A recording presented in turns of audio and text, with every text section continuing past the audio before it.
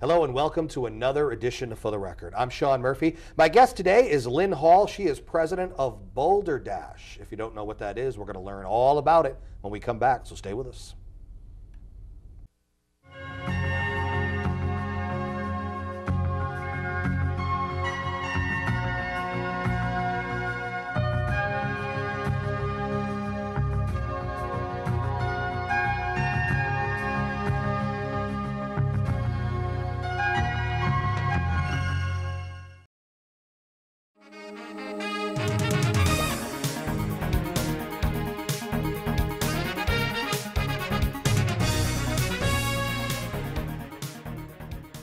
Welcome back to For the Record. I'm Sean Murphy. Lynn Hall is my guest. She is president of Boulder Dash. You may know it as The Race. It is her first time on the show. First of all, welcome to the show. Thank you very much. For those that don't know, describe what Boulder Dash is. Well, Boulder Dash is a 5K military-style obstacle course race. I'm already tired thinking about it. Yeah. As well you should be. Yes. It's actually a lot of fun. It's hard. But it's a lot of fun. There's walls, cargo nets, in some of the races a lot of mud. There's just a lot of different things to do, different challenges all along the 5K course. Now you say it's hard, however, really, regardless of your athletic ability or lack thereof, or cardio ability, it's a race for everyone. You go at your own pace. If you think the wall is daunting, if you want, you can just kind of scoot around it eventually. If you're not going to be able to get over it, Yeah. But just keep going. So really, any level, right? Anybody can do it, and one of the things we really encourage is teamwork. So if you're having trouble with that wall, someone there, even if it's somebody you don't know, generally speaking, will help you, which is really, really great. People become kind of a little family in the heat that they're in. So you're really not alone. So it's best to sort of form a team. Forming a team is fantastic. A lot of people do that. Most of the people come at least with one other person, if not a whole team. Now, when you talk about these races, we mentioned and stressed that for any ability level, there are people who take it very seriously and they train for it. Absolutely. And their goal is to win it. And there are Absolutely. other people that are just out there for a good time, for the good cause, and we'll get into that too. And just as a form of exercise for the day. They may be very tired when they're done with it. But again, all ability levels. Another way we're discussing this off the air too. Think of Boulder Dashes. There are a lot of other similar type things, right? Talk about that in the Yes. mud. Other names that people might know. Other names that we are pretty much up there on their level would be the Spartan Race, the Tough Mudder, the Warrior Dash. We're probably pretty similar to Warrior Dash, except we have more obstacles. We tend to have, most of the 5Ks have about 10 or 15 obstacles. We tend to have 20 or more. But there's a lot of different ones popping up all over the place, but those are the three big names. Huh? Yes. As like an alternative than just like your typical race per se. Boulder Dash race isn't really a race in the sense of just a race. It's an obstacle course, could be a triathlon, it could really be anything. Yes, right? and it's almost a mistake to call it a race. I know it's in the name, so Right. obviously, but it's a challenge. It's a personal challenge. Right. You run it, when you run it the next year, you run it to better your own time and that kind of thing. It's a challenge for us because we want to keep giving you a new challenge. And a couple of the races, specifically the one that we'll talk about today, is the one that will benefit. It's in Westerly. It'll benefit Misquamicut Beach, correct? Yes. Now, before we get to that, I want you to go back a little bit. How did Boulder Dash come about? What was its inception like? Well, actually, it was one of those other races that Oh, you yeah? were talking about. Yeah, I'm a personal trainer, so I took a bunch of friends, and there was about 50 of us. I trained them all summer, and we went and we did one of the other races, and we had to go to Boston to do it. And we're from Rhode Island. Rhode Island people don't like to drive. You don't have to. The state is so small. It's so right? small, Yeah. yes. And if there's a bridge involved, we're not going. Right. From Westerly, you should be able to walk to Providence, We could right? exactly. Yeah. That's our mindset. So on the way back, everybody kept saying, "Oh, we need one of these. We need one of these." And I was stupid enough to do it. Right. And look where But it got hey, you, though. stupidity really turned out to be a great thing. What is the state of the personal trainer these days, as far as people's mindsets? Are they conscious of the fact that their eating habits and getting in better shape? What are people like these days? Your clients? I think that you're seeing a lot more middle-aged clients these days that are really conscious of exactly that, eating better, keeping in shape, wanting to make sure that they're going to make it to a ripe old age and still be healthy. Does something pop up with them in their life, you know, medical-wise, and then that sort of like triggers a concern in their mind and say, you know what, I got to get cracking on this? I think so, but I think it's also just, you know, if you make it fun, then they're going to want to come. Right. And that's a lot of what you're seeing in the industry right now is you're not seeing the lay on a bench and chest press something. Yeah, right. You know, you're doing something outside. There's, you know, boot camps all over the place. We run boot camps for Boulder Dash all over the place. So the more fun you're having, you don't really realize that you're exercising. That's and a then good you're point. getting healthy. Because there's plenty of gyms out there, but you know, it gets really, they kind of leave you alone and you just go. You're probably not getting as much benefit as you could by just kind of, you know, rolling with the elliptical all day. And Exactly. this, you know, it's full body, you know, it's and like you said, the important thing is it's fun. If you get bored, that's when you fall off the wagon. Exactly. Right? Yeah. And one of the things about having a trainer versus just going to the gym is that you're going to do it right. One of the things that I always say is if you're not going to do it right from level 1, then you don't move up to level 2.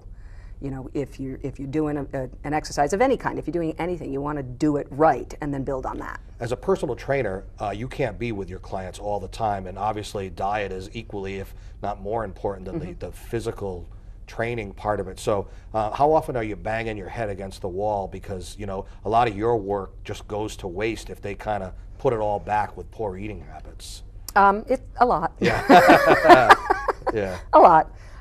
That's the biggest issue that people have. And Americans as a whole just have terrible eating habits. Our portion size is too big. Our choices are all fast food and out of a box. You know, one of the things that I always tell everybody is go around the outside Where of the supermarket. real, right? You know, yeah, that's where you should be doing 90% of your shopping.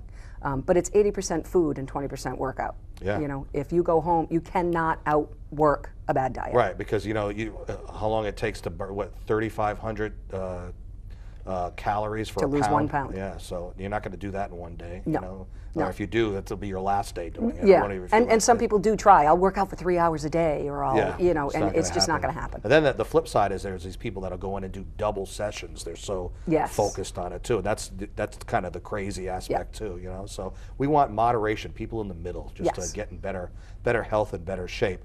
Now on these Boulder Dash races, especially the one for Misquamicut Beach, it's a benefit. This race is to try to help. We all know we've had people on talking about the sort of the recovery effort for Misquamicut Beach, and this Boulder Dash race is to help in that too. Talk about that a little bit. Yes, we're coming to Westerly, and we're partnering up with the Westerly Chamber of Commerce in order to raise funds so that they can give back to the beaches. You know, something as simple as a lifeguard chair. Well, it doesn't exist anymore. Yeah. Sand on the beach doesn't exist anymore. They're actually trucking sand in and putting it back on the beaches and rebuilding the beaches. Talk about your experience when you saw it down there. And this is way after Sandy has Yeah. come and gone, and way after the recovery effort has begun in earnest. And even now at this late date, you know, closer to when the race will come, you're looking at it and it's mind-blowing what's happened down there. It really is. I did not go right away. I did not see it. So there was already a lot of cleanup that happened when I got there. But just looking at these monstrous mounds of sand, bigger than my house, and I think even more compelling was the pile of debris that had been sifted out of it, sitting on the side, Yeah. the size of 2 cars. And when you're looking in the debris, you're seeing street signs, you're seeing parts of someone's chair from their house, you're seeing, you know, just about anything. And it's just amazing how much devastation there was down there. Yeah. And how much damage isn't a strong enough word to use. You're right. Devastation is really more appropriate. Some of those pictures from the day after were just mind-blowing. You know, how did you get involved with Boulder Dash? Did somebody approach you? Did you hear about it and say, "Hey, I want to be involved," or what happened? Somebody actually from the Westerly area is one of our boot camp locations. And Todd is the owner of Precision Fitness in Westerly, and he's been with us for about the whole time, really the whole 3 years. And he said, you know, I've been wanting you to come my way. You know, I've been wanting a race down here. We've got the perfect community that needs your help because Boulder Dash does raise money. That's part of what we do. Our goal is to race money for kids. kids and families use the beach. Absolutely, yeah. So it fell right into with what we believe in as a company. So when he mentioned it to me, I said, you know what, this is definitely something that we could wrap our arms around and really get involved in. Yeah. So then you got in touch with Westerly Pawcatuck Chamber of Commerce. Yes. And then the ball kind of rolled from there. Yes. Now, did you have to schedule a time first? First of all, there had to be enough time that had passed where the ability for you to actually have the race down there would be able to take place, considering the devastation that you talked about, right? Yeah, we're actually still working around that. Yeah. If you drive down there right now, those piles are still there. Yeah. They just a few weeks ago tore down the playground at the State Beach. They just started putting the sand back out there. So we, as a Boulder Dash race, we have our course sort of laid out, but we really can't even tell you exactly what it's going to be until we know what stage they're in cleanup. Yeah. And exactly what we can do. We will put on a great race, but I can't tell you where wall A is going to be. Yeah. And I can't tell you whether or not we're going to have, I'd love to have a pile of sand to run through. Run up and over. Right, yeah. I keep telling them, don't fix that one. Yeah, leave that leave one that there one for there me. for the race, you know. Yeah, you wouldn't know where wall A is if you got to make sure there's beach available for wall A to go up too. And I've already seen an incredible improvement since Yeah. the first time I was out there. Right. I've seen a lot. Well, you know what? We got through this one blizzard a while back, so you know, hopefully the real bad weather is over and it'll start to warm up so they can actually do more significant work out there too. Businesses and homeowners alike, you know, are trying to put their lives back together there. So Todd, the personal trainer that you were talking about, and you as a personal trainer, you train your typical client and whatever their goals are, but you also will train specifically for a Boulder Dash race, train people for, and that's a very different kind of training. Right? Very different kind of training. I want you to get into a little bit more detail about what they're doing with the race, because it's an obstacle course, right? Right. One of the things, the first thing you think of when you're training for a race is, I need to go out and run. Right. And that's one of the last things you want to think about when you're doing this. Which is why you said, even though race is in the name, Boulder Dash race, it's almost a misnomer. Yes. For this. Yes. It gives you an idea of what it is, so it gets that point across. But really, it would almost be better fitting at this point to be the Boulder Dash Challenge. Right. That's a great name. Yes. Good buzzword these days that people use too. Yeah. So yes, you want to be able to run. You want to have some cardio, but really, what you're looking for is full body. And a lot of people don't have that upper body strength that it takes to crawl, to climb, to pull yourself up over something. You need real upper body strength. You want some upper body strength. Yeah, you're going to try to get over a wall. You know? Exactly. Wow. Exactly. But don't forget that's where your friends come in. Right. So if you don't have that strength, that's where you get strength in numbers. You can help them out. They can help you out. Yeah. Yes. So, but don't look at it negatively. You will make it over that wall. Absolutely. You know? Absolutely. And again, there are people who take it very seriously, and their goal is, granted, they want to beat their time from last year or something like that, but they want to win the race too. And then there are others knowing that they are participating in this because it's for a good cause, and it's good for them personally, maybe a personal best. Run the race, finish it first, and then maybe next year just try to beat that, right? It's not against other people per se. It's not really against other people, and we don't give out prizes for first place. Right. It's because that's not what it is. It's about that personal challenge. Let's not forget that beer afterwards. That's going to happen. Because you do get a free beer. There are a lot of bars on the beach. There's a lot of bars. The Windjammer is actually our after party spot. So there's a party going on all day long. Every racer gets a free beer. How much damage did Windjammer take? Incredible. Yeah. Incredible. The first time I pulled up to the Windjammer to check it out and talk to the owners, the thing that hit me, I think, the most was the front door. The front door, which should be standing straight, was leaning this way. Yeah. And it was all the sand and all the dirt. Pushed right in, yeah. Pushed the door right out. It blew my mind to look at it. And it just goes to show you that what they have planned restoration-wise for race time, for the end of the Boulder Dash Challenge, they're going to be ready to host the after-party event there. So. Yeah, they're working day and night. Yeah, and so Godspeed to them and everybody else down there on the beach. So for those who are your average person, and we don't want to intimidate them because we want them to be able to participate, what should they, if they want to sort of on their own, maybe try to get themselves ready, if they want to participate in this in some way, what are some things that they can do? Just your typical Joe or Jane. I would say work on that upper body strength. Probably the biggest exercise that people are afraid of is the pull-up. And it doesn't have to be that scary. People don't use that too often, do they? They don't, because they don't really have a reason to pull themselves up. Exactly. You know? No one's climbing ropes during your 9-to-5 job. You know? Exactly. Not too many people. Anyway. Well, there might be a couple out there. Yeah. But that's what you want to be working towards, is being able to guide your own body weight through, over, under. Different things. Crawling is huge. Bear crawl is one of my favorite exercises to get people ready for this. So the bear crawl is absolutely phenomenal to get yourself ready. The pull-ups are fantastic to get yourself ready, and you don't have to be afraid of them. You know, there's jumping pull-ups. There's all different levels of pull-ups that you can do to just kind of get yourself ready. But there's things that you can do in your own house, like I said, the bear crawls outside with your kids. You can have a blast, and in the meantime, you're getting ready for a race. Yeah. You know. And so the key is to get people to want to do it is to have it be fun. Don't make it think like it's too hard to do, or oh my goodness, I'll be dead to the world when I'm done with this thing. No, you feel good about yourself. First of all, if you actually accomplish your mission in finishing it, or just doing as well as you can, and you're moving your body physically in the right direction, and of course it's for a good cause too. Absolutely. We have a lady that did our last Yagu race, and she hadn't done anything for herself in many, many, many years. She had a daughter who was hit by a drunk driver and had a lot of medical issues that she really needed to place herself, her and her daughter first. So within herself, she said, I'm going to go do something for myself. Never thought she could have accomplished it. And she actually had tears coming down her face as she was running some of the obstacles. Wow. And she had her friends and her family along the sidelines taking pictures and watching her and cheering her on. And we have pictures of her crawling through the mud at the end before we even knew her story. You could just see it on her face. Yeah. This was something that she never thought that she could do, but she did. Sense of accomplishment is a wonderful thing, Wonderful. As president of Boulder Dash, what exactly are your day-to-day duties in that aspect? I mean, you're a personal trainer, that's your business.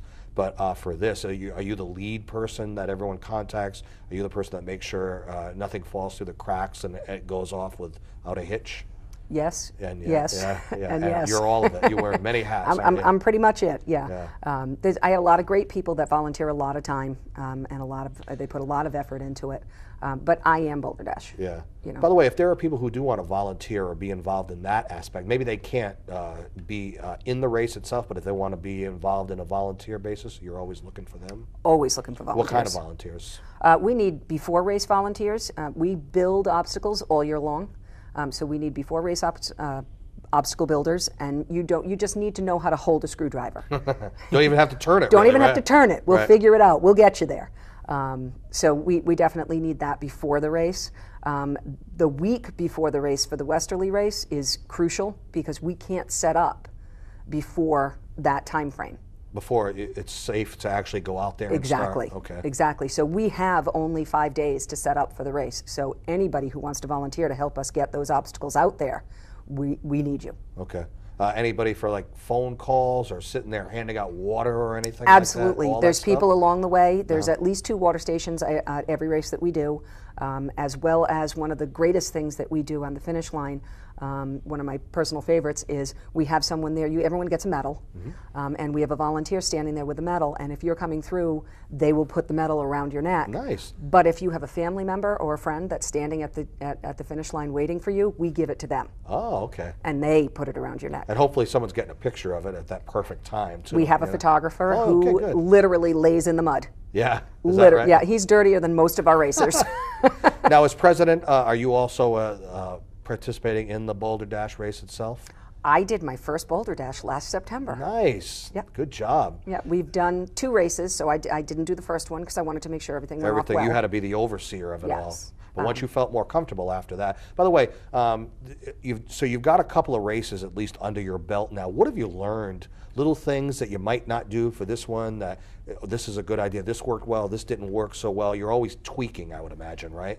Always tweaking. I think one of the biggest issues with an obstacle course race is how do you get people over these obstacles without having them standing there waiting to get over the obstacle. That's one of the biggest, you want to talk about obstacles, that's the biggest obstacle for the coordinator. Right, it wasn't what you planned on. Yeah, we can build you a great obstacle, but how do you get through it? And that's something that we're always looking at. You know, it's not just about, can I make it wider? Can I make it, you know? So what we do is we try and build everything in levels.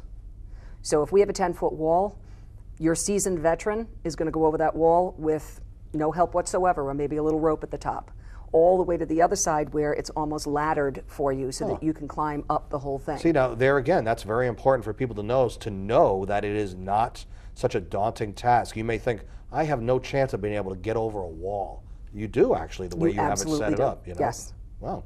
Now, do you know a lot of the real serious people that are just gung-ho about it and they're beating their own personal time, which was about, you know, they flew through the last one? Are there people that have that such a focused mindset and they live for this stuff? Very much so. Yeah, is that right? Especially in your business, right? Yes. Yeah. Yes. People travel all over the place. I was going to and ask follow you that obstacle too. course Yeah. races. That's yes. what they specifically. love that. That's what they're doing. Not even just yours, but the others too. But the others as well. Wow. And it's actually great to have them at our race because we are much smaller. And it obviously. adds credibility, right? It's credibility, and it's also, you know, we've talked to them, and that They give you tips we look and at them stuff? and we Yeah. say, yeah, you know, what are we doing right? What are we doing wrong?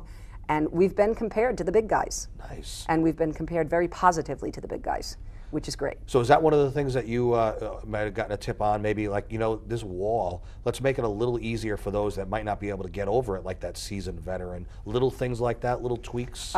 Actually, people ask it to be harder. Really? Why did you put the easy side there? Well, they don't have to use it. Someone and you can don't just, have to use it, yeah.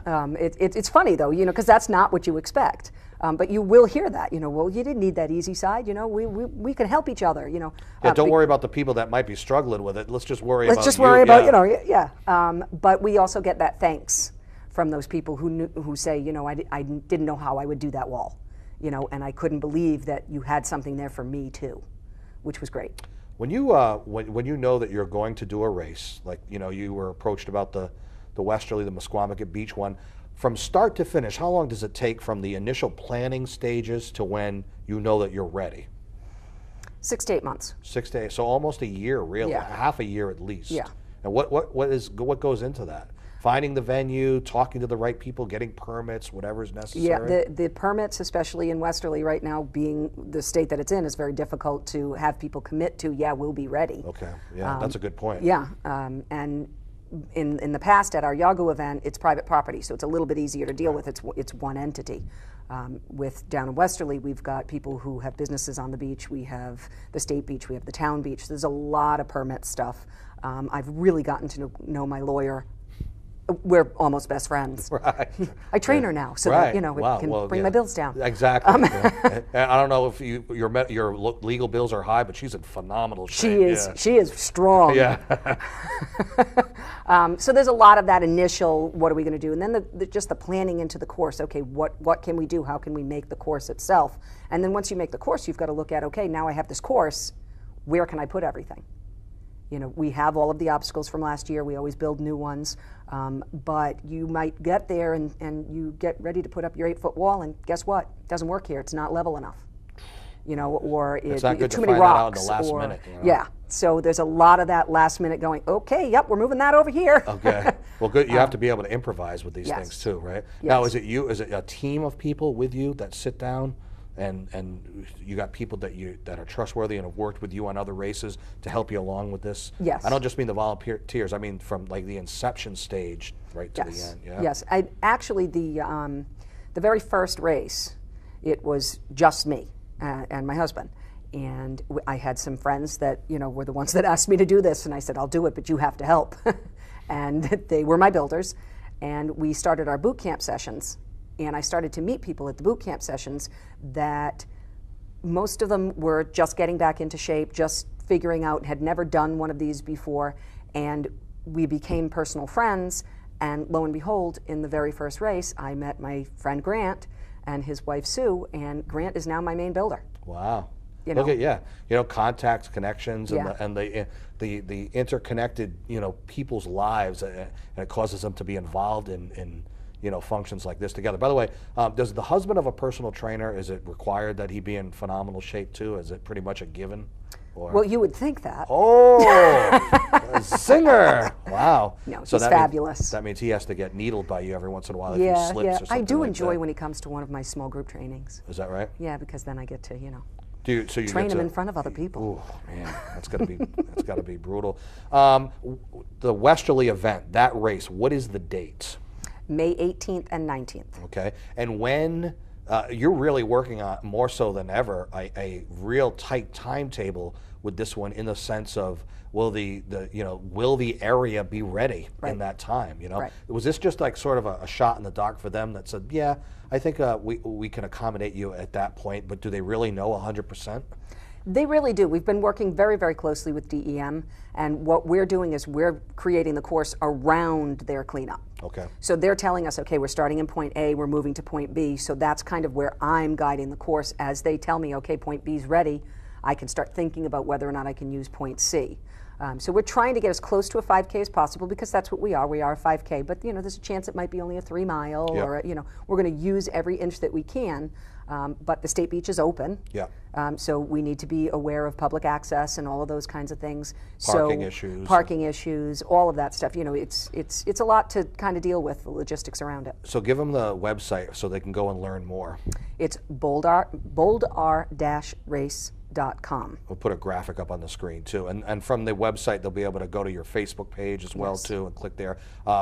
I asked that because before we run out of time, I know you want to mention another race in September, so talk about that one. Yes, our home base race is at Yago Valley Ski Area, and that's where all the mud and hills come in. That's the dirtier race. That's right the dirty race. We couldn't even think about bringing mud into Westerly with all the cleanup that's going on. So just to be respectful to them, it's not going to be an obstacle.